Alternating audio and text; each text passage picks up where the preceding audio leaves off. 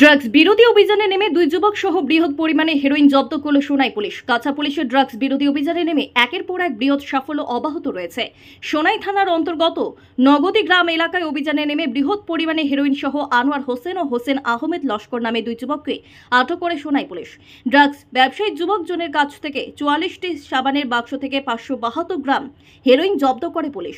এছাড়া একটি মারুতি অল্ট্রো গাড়ি জব্দ করে পুলিশ। জব্দ করা ব্রাউন সুগারের বাজার মূল্য 3 কোটি টাকা অধিক হবে বলে জানান অতিরিক্ত পুলিশ সুপার সুব্রত সেন। আটক করা যুবকের জোর কদমে জিজ্ঞাসাবাদ চালিয়ে যাচ্ছে পুলিশ বলে জানান অতিরিক্ত police super Subrata Sen. Bureau report, daily Barak. অবৈধ ড্ৰাগছৰ বিৰুদ্ধে কাছাৰ আৰক্ষীৰ যি অভিযান সেই অভিযান অব্যাহত আছে।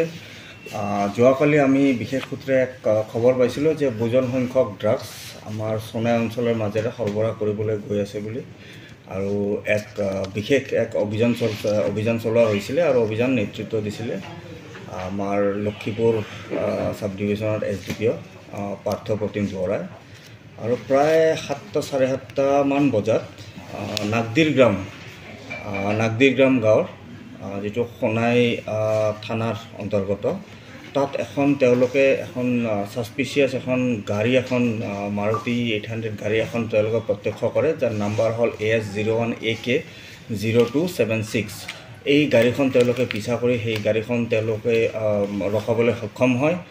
আৰু তাত যি দুজন মানুহ আছিলে গাড়ীত, আনোৱাৰ হোসেন মজুমদাৰ আৰু হোসেন আহমেদ লস্কৰ, তো তেওঁলোকৰ পজিশ্যনৰ পৰা 44টাকৈ চাবোনৰ বাকচ য'ত হেৰইন তেওঁলোকে কনচিল কৰি আনিলে, সেই 44টা চাবোনৰ বাকচ হেৰইন সহকাৰে তেওঁলোকে চিজ কৰিবলৈ জব্দ কৰিবলৈ সক্ষম হ'ল। ইয়াৰ পিছত যেতিয়া ওজন কৰা হ'ল, এই হেৰইনৰ ওজন হৈছিলে 572 গ্ৰাম। সেই ঘটনাৰ পৰা হোসেন আহমেদ লস্কৰে পলায়ন কৰিছিল যদিও পিছত তেখেতক আকৌ আটক কৰিবলৈ আমাৰ পুলিচ দলে সক্ষম হৈছে।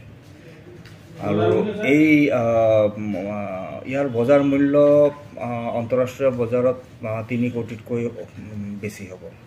কেইজন টোটেল ছাৰ? ইতিমধ্যে দুজন লোক ইতিমধ্যে এৰেষ্ট হৈছে। তেওঁলোক হ'ল আনোৱাৰ হোসেন মজুমদাৰ আৰু হোসেন আহমেদ লস্কৰ।